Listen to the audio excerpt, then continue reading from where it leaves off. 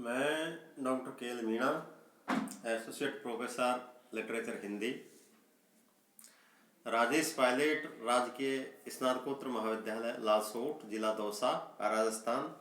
सबसे पहले प्रिय विद्यार्थियों, इस प्रोग्राम में आपका हार्दिक अभिनंदन, हार्दिक स्वागत। आज जो टॉपिक है बीए पार्ट थर्ड, प्रथम प्रश्न पत्र, राष्ट्रीय कवि मैथिली शरण गुप्त द्वारा रचित यशोधरा काव्य का व्याख्या भाग।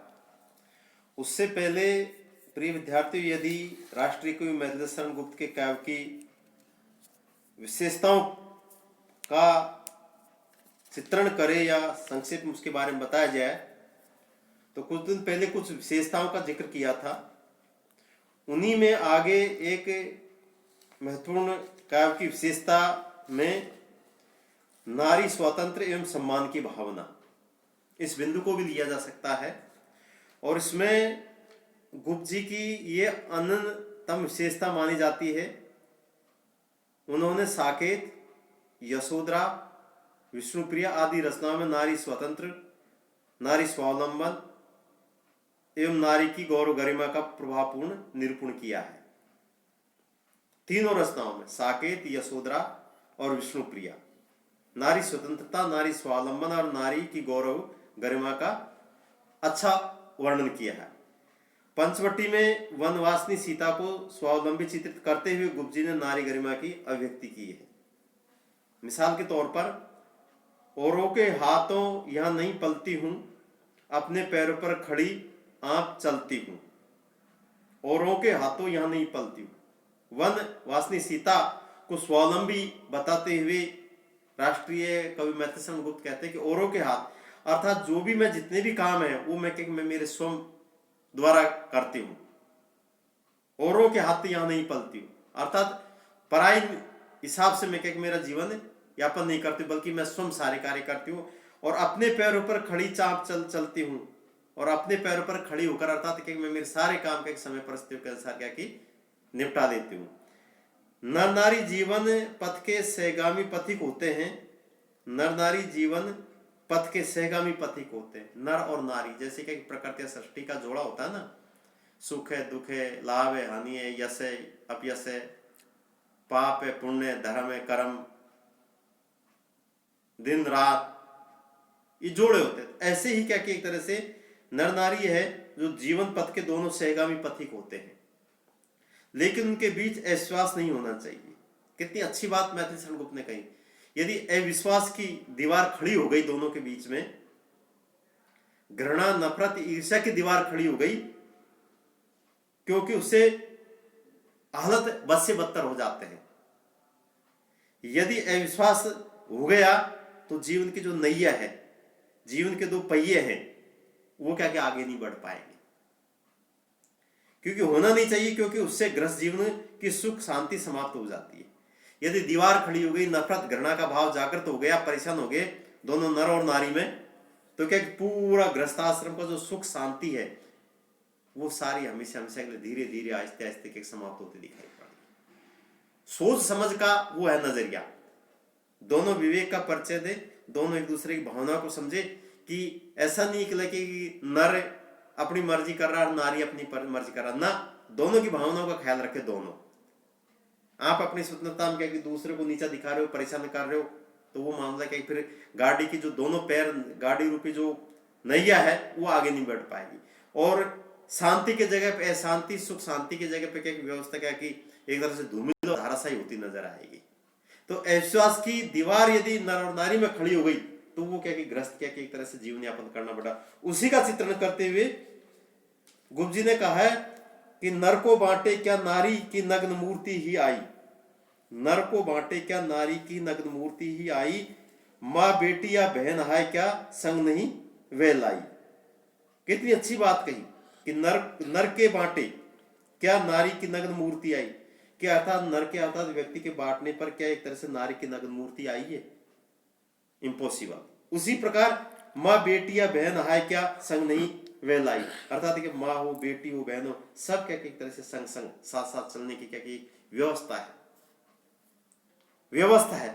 और इस व्यवस्था को यदि क्या एक तरह से क्या वो करोगे तो प्रिय विद्यार्थियों, गृहस्थ आश्रम का जो सुख सुविधा संपन्न है वो चल नहीं पाएगा। आगे चलिए आप। गुप्त जी की रचना में साहित्य में उपेक्षित नारी पात्रों का सुंदर चित्रण हुआ, इसमें कोई दोहराय नहीं है। नारियों के प्रति इतनी करुणा भावना ही नहीं अपितु अतिशय करुणा के दर्शन भी होते हैं। करुणा के दर्शन भी होते हैं। करुणा, दया, मानवता, नैतिकता, ये क्या कि ऐसे मानवीय मूल्य, मानवीय गुण जिनको क्या कि जीवित रखना बहुत जरूरी। यदि ये मर गए तो इंसान ही मर गया। इनके चरित्रांकन से नारी चरित्र का सहज स्वाभाविक त्याग में जीवन अभिव्यक्त हुआ है। यशोधरा, उर्मिला और विष्णुप्रिया ऐसी आदर्श नारी हैं जिसने त्याग, सहिष्णुता, समर्पण, आत्मगौरव और करुणा से ओतप्रोत दिखाया है। यशोधरा, उर्मिला और विष्णुप्रिया ऐसी नारियां जिन्होंने डेडिकेशन का परिचय दिया, समर्पण का परिचय दिया। सिद्धराज में गुप्त जी ने नारी सौंदर्य का निरूपण कर उसे अबला से प्रबला, वात्सल्यमयी मां तथा स्वाभाविक मां ने चित्रित किया है। अतएव कहा जा सकता है कि नारी भावना का निरूपण गुप्त जी की काव्यगत अन्यतम विशेषता है। मतलब अबला से अर्थात कमजोर से प्रबला अर्थात ताकतवर, मजबूत के रूप में कहीं व्यक्त किया। तो ये एक काव्य की महत्वपूर्ण विशेषता थी। प्रिय विद्यार्थियों, आइए ज्यादा समय न लेके और जो व्याख्या भाग है वो मैं पढ़ता हूं, फिर उसकी कठिन शब्दार्थ, प्रसंग और व्याख्या, फिर विशेष। देखिए आप। सभी सुंदर बालाओं में मुझे उन्होंने माना, सबने मेरा भाग्य सराहा, सबने रूप बखाना, खेद किसी ने उन्हें न फिर भी ठीक ठीक पहचाना। भेद चुने जाने का अपने मैंने भी अब जाना, इसी दिन के उपयुक्त पात्र की उन्हें खोज थी सारी, आर्यपुत्र दे चुके परीक्षा अब है मेरी बारी। कठिन शब्दार्थ, भेद का अभिप्राय रहस्य और उपयुक्त का अभिप्राय उचित। प्रसंग में प्रस्तुत अवतरण गुप्त जी की यशोधरा काव्य से उद्धृत है। यह यशोधरा का कथन है कि स्वयंवर में सिद्धार्थ द्वारा अपना वर्ण करने का प्रसंग लेकर यशोधरा चिंतन करती है और वो कहती है, यह व्याख्या में यशोधरा अपने विवाह काल की घटनाओं का स्मरण कर कहती है कि जब स्वयंवर में सिद्धार्थ ने मेरा वर्ण किया, अर्थात सिद्धार्थ ने मुझसे विवाह किया और सभी सुंदरी युवतियों में उन्होंने मुझे बहुत सम्मान दिया। मेरी जो सखी सहेलियां जो भी मेरे साथ रहने वाली है उनके बीच में मुझे क्या क्या अच्छा मान सम्मान दिया, तब सबने मेरा भाग्य सराहा। तब क्या कि एक तरह से मेरी भीनी भीनी भूरी भूरी प्रशंसा की और सभी ने मेरे रूप सौंदर्य की प्रशंसा की।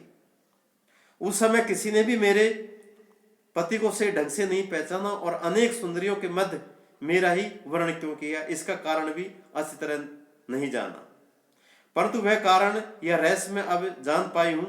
उस दिन मेरे पति को ऐसे उचित पात्र अर्थात ऐसी पत्नी की खोज थी जो निष्कर्म करने पर तपस्विनी बनकर घर परिवार का संचालन कर सके।